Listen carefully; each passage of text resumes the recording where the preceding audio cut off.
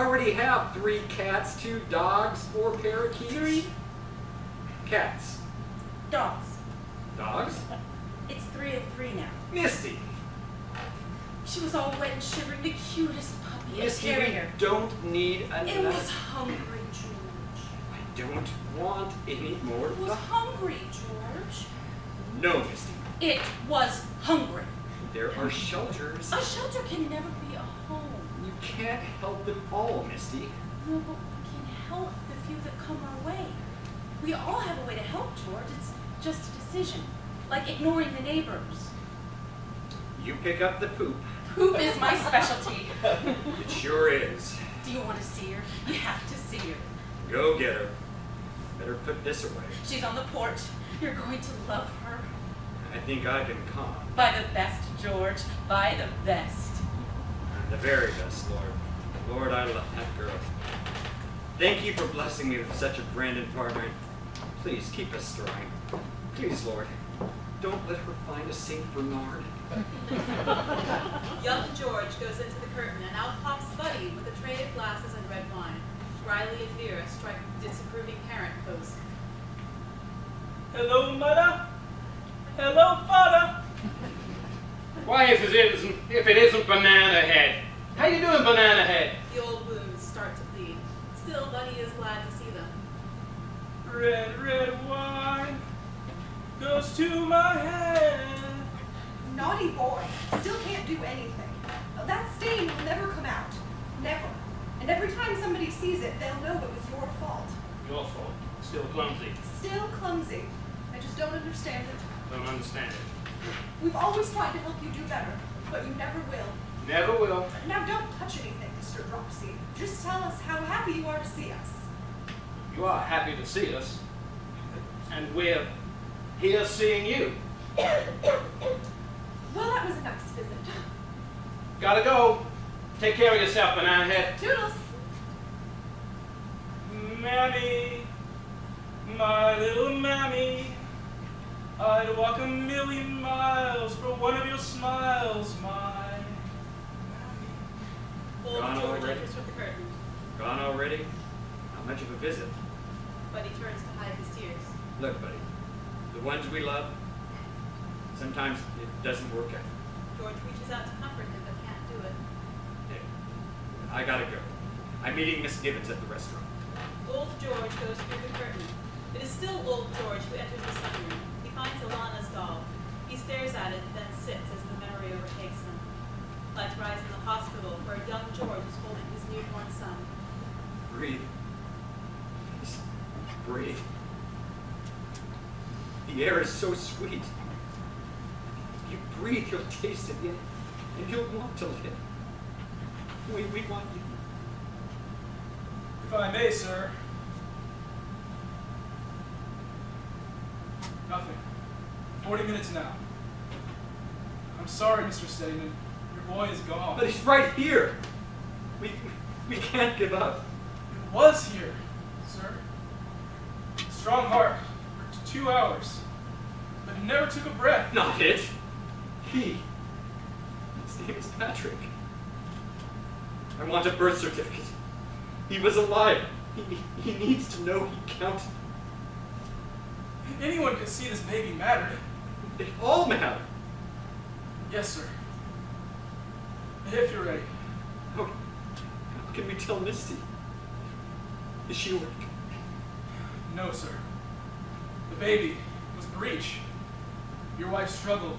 He was just sick, stuck. We had to go to a C-section. I'm sorry to tell you. The epidural wore off.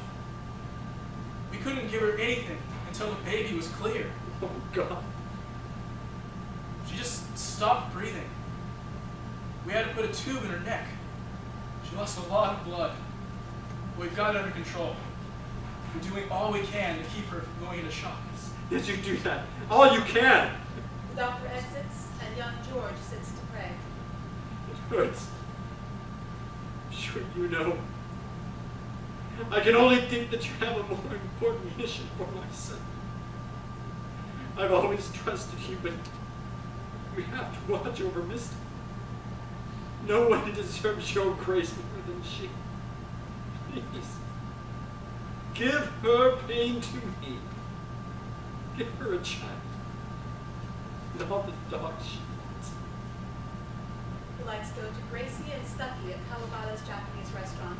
Why don't we just tell him who we are? The boss says no. He can't know why we want the house. Yeah, no public disclosure. We've learned enough to make a plan. What do you suggest? He's too plugged up to leave that house. Well, we knew that, didn't we? It's worse than I thought. Enough to play hardball. I hoped for something gentle. I'm going to go for the heart. There's no time. I'm going for the gut. I think you need, should we say, a traumatic experience. That is approved, only as the last resort. We're there. We have our mission. You're the project manager. Have you no feelings for him? Yeah, he's a great guy. But you're getting personally involved. Things are different before death, Stucky. Maybe you're not the best person for the job. Very well. If you have to do it, don't get caught. Universal cannot be implicated.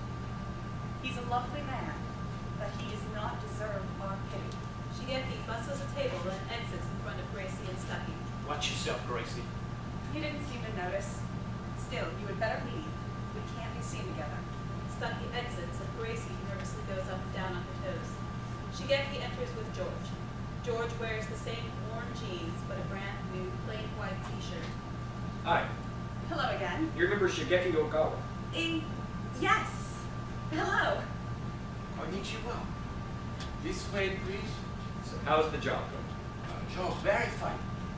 Kawata Bata-san, nice man. I know he likes you too. Oh, glad to hear.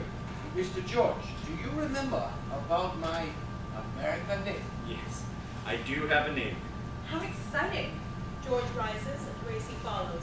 Shigeki stands erect to receive his new name. Very fine. Ready now. I want it to be right to show what a fine person you are and how glad we are to have you here. Thank you, sir. So accordingly, I hereby name you Shigeki. Mr. George, we say good American name. Shigeki is a good American name. Ah, yes. Thank you, Mr. George. You make selection, please. I come back for order. Great. Thank you.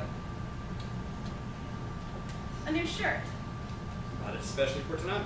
Yes. How nice. Well, I'm afraid these are a mystery to me. Here's yours. They work better in pairs. Oh, just like people, I suppose. Yeah? Just like... I'm sorry, Mr. Steadyman. I didn't mean. I don't talk about it much. Won't you tell me one thing about her? Anything? Just say there was never a time I wasn't glad to see her. Not many can say that. She had such a laugh. A way with people, anyway. I never thought I was anything special. Through her eyes, I could see I had potential. There was good in it. Yes. She gave me a sense of who I could be. And what did you give her? Coffee. Soup. Really, I gave her the only thing I had. I gave myself completely. That's all a girl wants, George. When I was little, my folks had an apple tree. I couldn't reach anything. My dad would lift me up so I could feel the fruit in my hand, to know what it was like to pick it. She was like that. Her heart lifted mine, showed it passion that for most of us is just out of reach. She made me better. She did that. Oh, George. She suddenly gives George a tender kiss on the cheek. What'd you do Nice that? face. Because I wanted to. Why else would I do it? And thank you For what? for rubbing my kiss in. What did you say? Don't you think she would be sad to see you right now? What do you say let's just change the subject. You don't seem to know who you are without her. What do you say we change the subject? Who are you, George? I mean, look at you. A shirt with no logo. The logo is gone, okay? I try to wear it with dignity. You wear it like a condom. Come again? Like a condom, all squished up inside. You hope nothing gets in or out, but invariably there are leaks, and the leaks make you very uncomfortable. The closer someone gets to you, somehow the greater the distance. She wouldn't want that.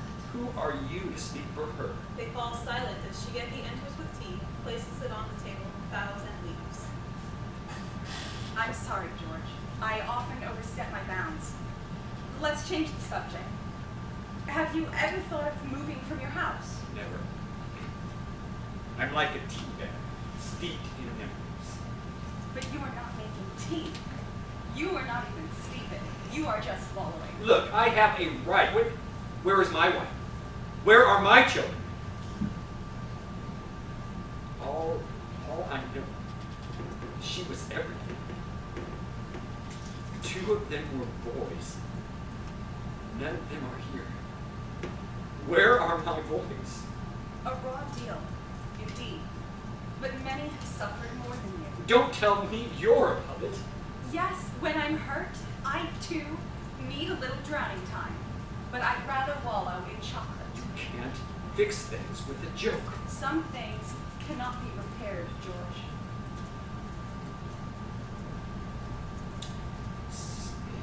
No. If you say you can't fix something, you give it up. She does not want to be fixed. That's why you must leave your house. Some people can live with their memories, but you can't. You have to find what you need somewhere else. That takes gumption and self-respect and respect for those around you. Don't lecture me about respect. I've done my share. Yes, you love humanity. You just don't like people. You embrace them and push them away at the same time. You cling to your house only as a way to cling to her. There are promises to keep. Promises are for the living. Why do you deny yourself the very breath you wanted for your children? What sort of promise requires that? Pain is only a small part of a bigger life. Pure love is not small. George, don't you know? Pure love can be a curse. Please, talk to me. Would you have loved only the first child? No, there can be a second, and a third, and a fourth, and we love them as much. The heart defies science. It is the only thing in the universe that can create more and more infinity. My heart knows who it belongs to. Till death do us part, as it has. Until death restores us. Don't you see? That's a large gamble with unknown odds. A promise one ought not make. Things are different after death, George. I'm happy as I am. Just who are you trying to convince? Listen to me. The world is full of people who desperately want love, brokenhearted because they can't find it. Then there's you, surrounded by love, and all you do is push it away. That makes you one of the heartbreakers, inflicting pain on those who care for you. So you tell me, how broken is that? That is enough.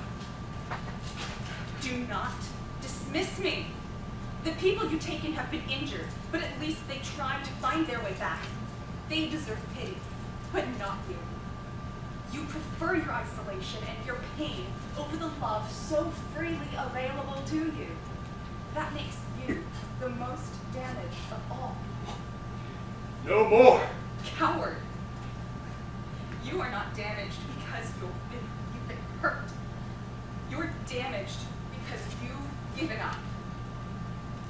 I'm sorry, Mr. Steadman. I've misjudged you. I thought you had something left. Wait. Well, I would like to talk to you. I haven't had anyone I can talk to. I promise to talk. I would love that, Mr. Steadman. But what do you say we take a walk? It might do some good to move around. Yes, let's do that. Please. I liked it when you called me George. I do too. Come now, let's put away the past and anything that hurts. Let's just talk about us and what sort of miracle brings two people together on a moonlit night. And let's talk about your lovely house. George and Gracie exit as Shigeki watches after them. Be careful, Mr. George. Very, very careful.